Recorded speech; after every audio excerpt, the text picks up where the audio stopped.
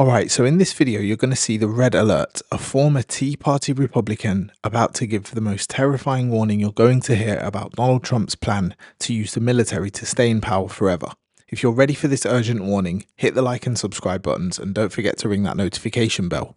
Now let's watch this together and then I'll give my 2 cents at the end. And we're also joined now by Joe Walsh, former Republican congressman for Illinois, ran against President Trump for the Republican nomination in 2020. Joe Walsh, thanks so much for joining us this morning. The president is suggesting that he's going to send troops, National Guard troops, onto the streets of Chicago. Your reaction to that? Look, a reminder, a clear reminder that Donald Trump's a horrible man. He's utterly un-American. Everything he's doing is un-American. Let's just be clear, we don't do this in America. We don't put troops on our streets. It's part of what our founders rebelled against. This is Trump's attempt, right, to set the tone. Look, he wants this to be normalized. He wants the American people to get used to seeing troops on the streets because Trump wants to screw around with our midterm elections. And I guarantee you he's going to use troops. He's going to try to use troops to prevent people from voting next year in 2026. He needs to be resisted by everyone. You think that he will attempt to use the U.S. military to affect the results of the 2026 midterms? I think he'll attempt to use the troops to keep himself in the White House after 2028. Look, the biggest failure we've had in these Trump years is a failure of imagination. We've never imagined how bad he'd get, how low he'd go. Did you think 30 years ago in America, a president would lose an election and refuse to accept the results and then commit crimes trying to overthrow that election? Hell, this guy will do anything to prevent next year's election from happening if it looks bad for Republicans. He's laughing about and talking about running again in 2028. Who knows what he'll do? We have to prepare for the worst. Of course, much of the polling suggests that American voters actually support Trump's very, very hard line, even using National Guard in American cities to try and, as he says, clamp down on crime and law and order.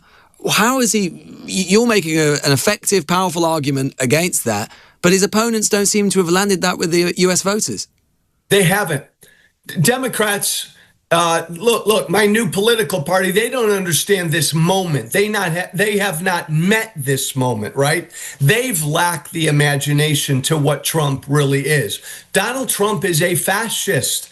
He's using the military. He's trying to create his own private military.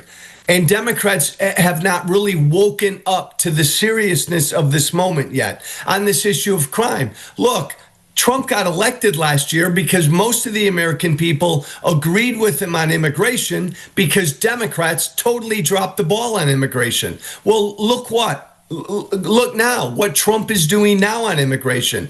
Trump's numbers are tanking because this is not what the American people voted for. They thought they were voting for Trump getting violent criminals off of our streets. Well, now Trump is disappearing brown and black grandmothers off of our streets. And that's why his numbers are going down. The American people have always wanted us to be tough against crime, but they don't want the military on our streets. So if Trump continues to do this, I guarantee you the American people are not going to support it. There's been a lot of speculation, clearly some of it ill-founded because there was speculation that he was dying, but there's been a lot of speculation about President Trump's health over the last couple of weeks. What do you make of that? And do you think that the White House, again, we obviously saw one administration be less than honest about the president's health, an older president's health. Do you think the same thing is happening now? We have no idea because, again, when it comes to Trump's health, they've never been transparent about his health.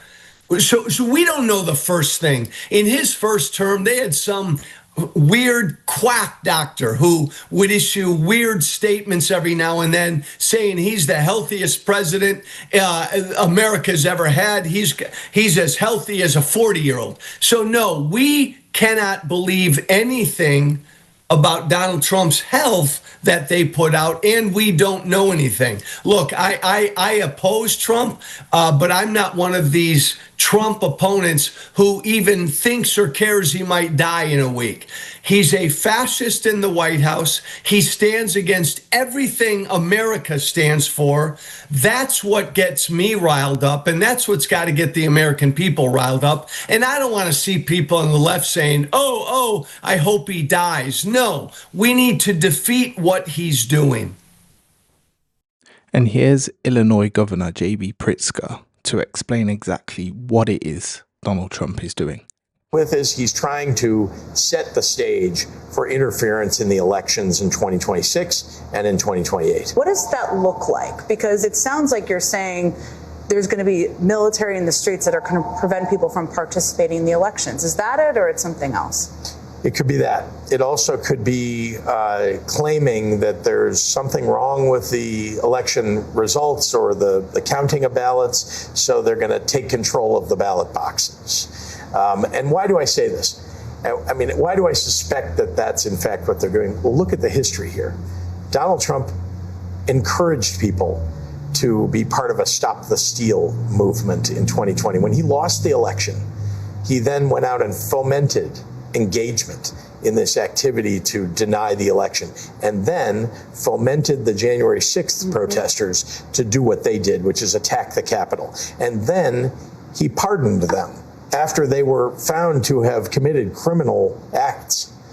And then let's fast forward to today. He's back in office, and he's talking about maybe people would like a dictatorship. He said that publicly. I mean, that's out loud. You can go look at it. What about his entreaty that, he believes he's just making things up in his head, that there is fraud going on that has helped to elect people to office. They just recently asked for all of the records of people who voted in Illinois.